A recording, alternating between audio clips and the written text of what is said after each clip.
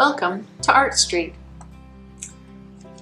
Everyone experiences conflict and difficulty.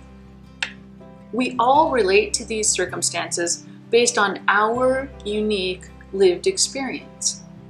According to the U.S. Substance Abuse and Mental Health Services Administration, which is called SAMHSA, individual trauma results from an event or a series of events or a set of circumstances that is experienced by an individual as physically or emotionally harmful or life-threatening, and that has lasting adverse effects on the individual's functioning and mental, physical, social, emotional, and spiritual well-being.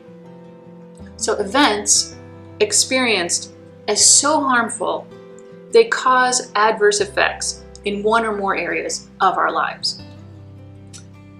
Did you ever notice how some people go through really hard situations and seem fine, while other people go through something similar and really struggle? That's because trauma is personal. It's about how we experience events. Your experience matters. That's your truth. Those adverse effects are significant, which is why counselors are gentle and cautious in their approach to these issues. They want to make sure you have enough support before they start working with you on such sensitive topics. 6 key supports make up an approach called trauma-informed care. You can look for these 6 supports when seeking behavioral or medical health care. You can also practice these 6 supports for yourself as well.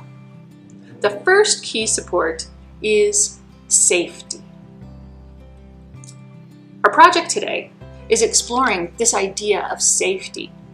First, you get to choose a word that means safe, and that feels good to you, in your mind, in your gut when you hear it.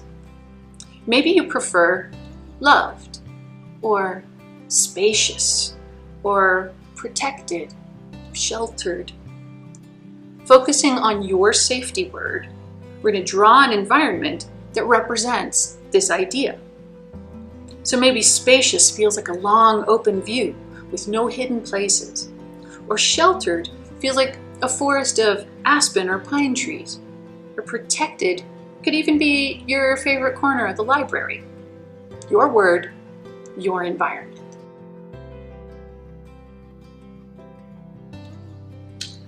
So I like to sketch with pencil first, knowing that I can erase and move lines. Otherwise, I sometimes have a hard time starting. So I decided I was going to do the aspen grove. And the beauty of aspen trees is they don't have to be straight. In fact, if you make them too straight, they don't look real. So I get to make some lines here. Curve in and out, bend a bit, and then some of them are going to be skinnier. Just making trunks. And I went hiking and I stood in the aspen grove. It felt really good to me. So you get to think about what feels good to you. It gives you that feeling of a safe place. Everyone's going to have something different. So if you are not a fan of going outside, if you spend too much time outside already, then maybe what you prefer is to make an image of a house, a room that would feel good to you. Maybe your dream house. I've started to add some color in, so I've put some of that yellow for the fall foliage. And now I'm tucking in a little bit of sky in here. And if it's too dark, I can add water to my brush. Just paint with my water. So I'm not going to get too distressed about it being perfect, and I'm not going to get too distressed about whether I feel like I'm mixing the sky and the trees, because of course that happens when we look at trees in a forest. All right, so now that I have that, I want to figure out my mountain itself. So I think I'm going to do it a surprising color. If I can get the blue out of this brush. It's going to be brownish, but it's going to have a lot of orange to it. So I'm going to start with dark up in here. And I like getting it into that charcoal that I use to draw the lines, because that'll add some interesting gray and black into it.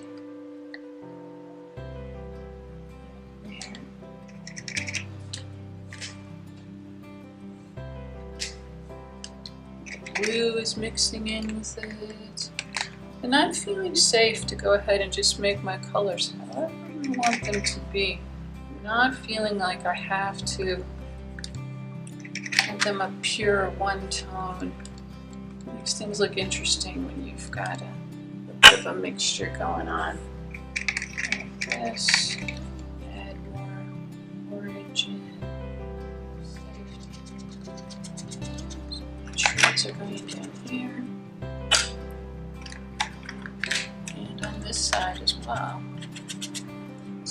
Trunks over there as well. Now, once I have put my yellow background trees in, I can come back.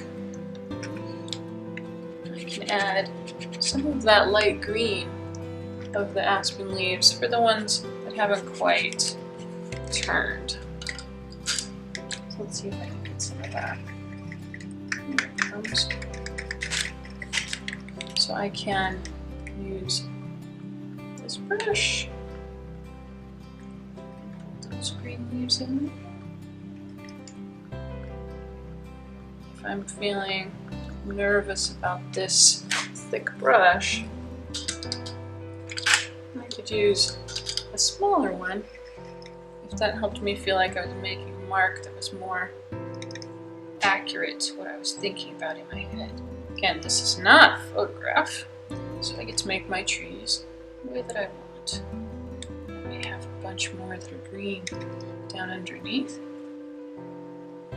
where the sun hasn't quite started to turn them yet.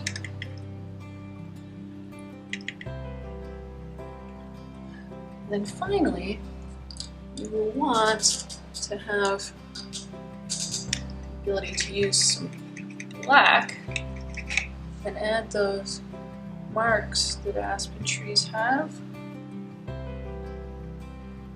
down the trunk. You can do little dots, which I've found tend to look more like lines, uneven. Again, there's imperfection. It still feels like a safe place.